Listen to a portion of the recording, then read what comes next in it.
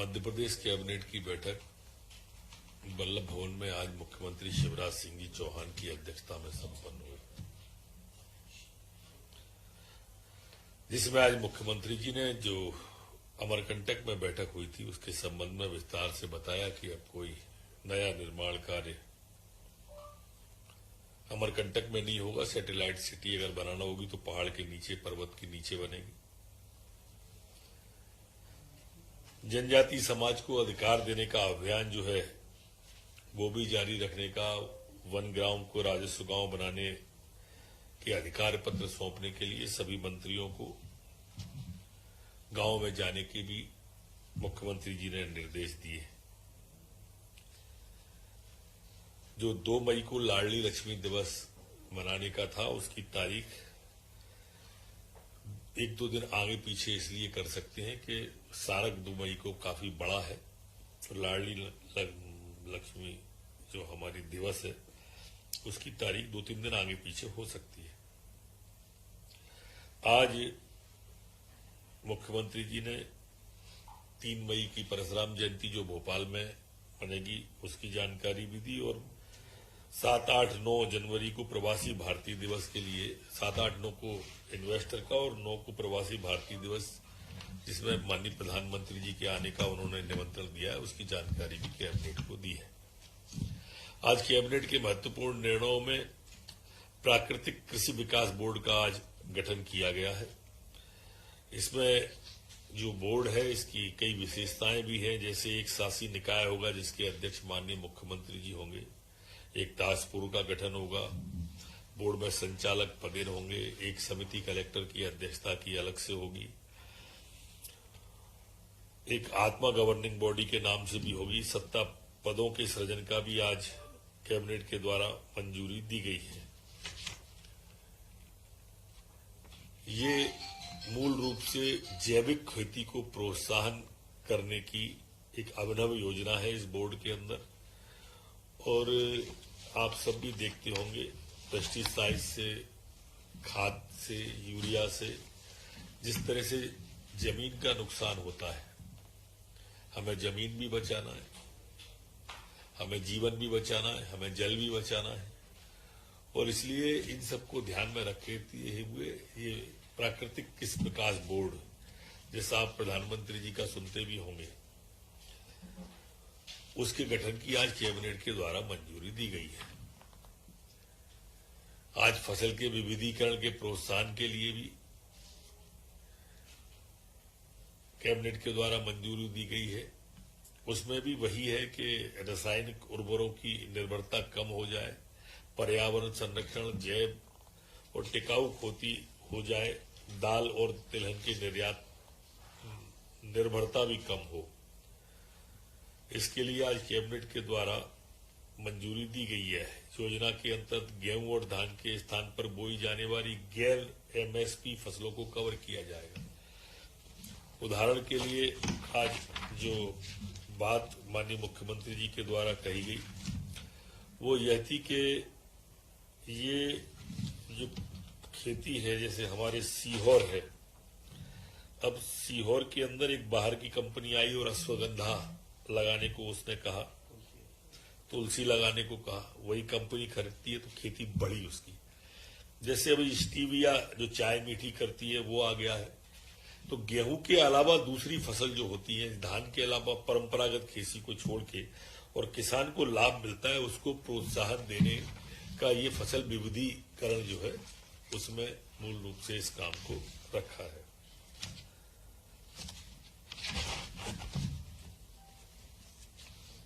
आज महत्वपूर्ण निर्णय में 3 नवीन योजनाओं जिनकी घोषणा मुख्यमंत्री जी ने की थी। संत रविदास स्वरोजगार योजना हमारे एससी के भाइयों के लिए ये बहुत महत्वपूर्ण योजना है। इसमें 1 लाख रुपए से 50 लाख रुपए तक की परियोजनाओं के विनिर्माण की गतिविधियों के लिए इनको दिया जाएगा। सेवा व्यवसाय के लिए 1 लाख से 25 लाख रुपए तक का ऋण पर 5% प्रतिवर्ष की दर से ब्याज का अनुदान दिया जाएगा। बैंक ऋण गारंटी शुल्क प्रचलित दर पर अधिकतम 7 वर्ष तक निगम वहन करेगा। परिवार की वार्षिक आय 12 लाख से अधिक नहीं होने चाहिए। इच्छुक अभ्यर्थियों को प्रशिक्षण भी दिया जाएगा। इसमें संभावित व्यय जो 5 वर्ष का है वो 209.4 करोड़ रुपए का है। एक दूसरी योजना में डॉक्टर भीमराव अंबेडकर आर्थिक कल्याण योजना है।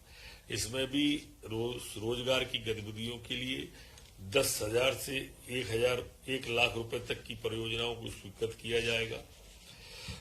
ऋण पर 7% का ब्याज अनुदान दिया जाएगा। बैंक ऋण गारंटी शुल्क प्रचलित दर से भी 5 वर्ष तक निगम वहन करेगा। ऐसी अनेक योजनाएं, अनुसूचित जाति विशेष परियोजना वित्त पोषण, इसमें विभिन्न लाइन विभागों, निगम, जिला कलेक्टरों से प्राप्त होने वाले प्रस्तावों पर अधिकतम 2 करोड़ रुपए तक की परियोजना स्वीकृत की जाएगी। मुख्य सचिव की अध्यक्षता में समिति अनुशंसा करेगी। योजना में कम से कम 3/4 लाभार्थी अनुसूचित जाति के होना चाहिए, ये भी तय किया गया है। आज घूमंतु और अर्ध घूमंतु जनजाति विभाग का नाम बदलकर विमुक्त घूमंतु और अर्ध घूमंतु कल्याण विभाग किया गया है।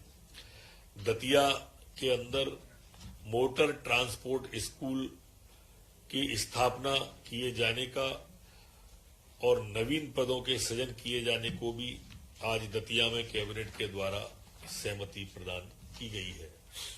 आवारा पशुओं के नियंत्रण के संबंध में एक अध्यादेश जो था, उसमें प्रस्ताव जो था 5,000 रुपए का तक का, आज मुख्यमंत्री जी ने उसे घटा के 1,000 रुपया, जो कांजी हाउस में रहते हैं आवारा पशु, उनके जुर्माने का, उसे 5,000 को घटा के 1,000 रुपया कर दिया है।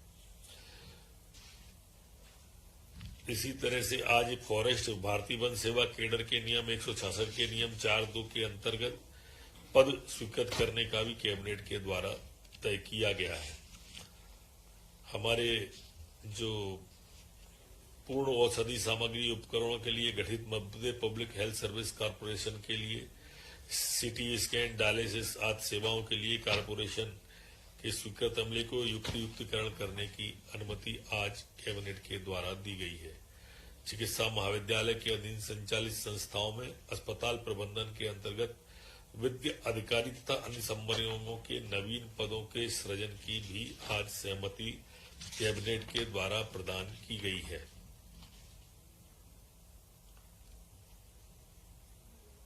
एक अन्य निर्णय में जो एसपीबी बना रहे हैं, यहाँ पर पैन आईआईटी एनुमली reach of Madhya Pradesh foundation के माध्यम से इसमें प्रथम चरण में 32, द्वितीय चरण में 10 शासकीय आईआईटी, जिनमें 1 से 3 ट्रेड संचालित होंगे। ये अपने आप में एक नया प्रयोग है जो पहले झारखंड में हो चुका है, मध्य प्रदेश में कर रहे हैं। झारखंड में ये काफी सफल रहा है और इसमें भी जो नए ट्रेड लेके आएंगे उनको इसमें लिया गया है। एक पैनल बनेगा।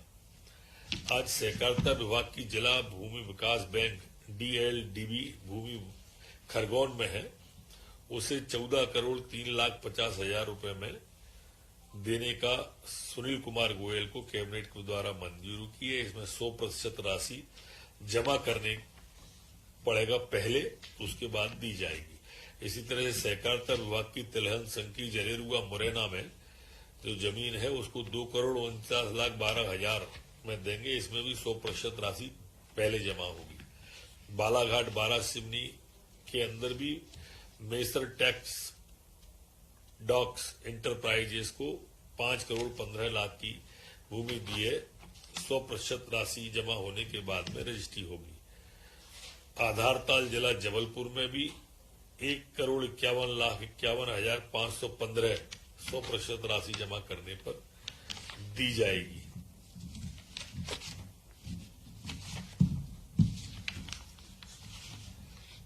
MP power generation private limited द्वारा प्रस्तावित 1200 मेगावाट कोयला आधारित ताप विद्युत परियोजना के स्थान पर 300 मेगावाट सौर योजना के स्थापन की भी आज कैबिनेट के द्वारा मंजूरी दी गई है।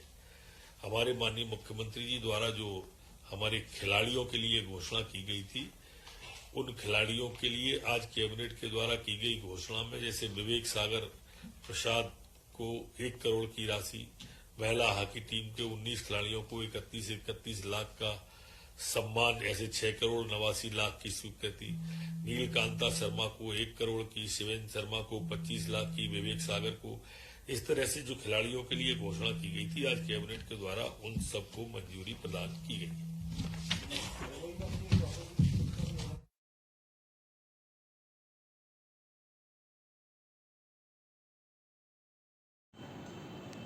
Central Academy Primary School, Deen Dayal Dham Colony, Padra invites admission for session 2022-23 from nursery to class 7th. Grab the opportunity of free registration from nursery to class 1st and cashback of Rs 2,500 for first 100 students seeking admission in class 2nd to 7th. Brought to you by Little Hands. For further information, contact our office during school hours. The earlier you start working, the earlier you'll get result.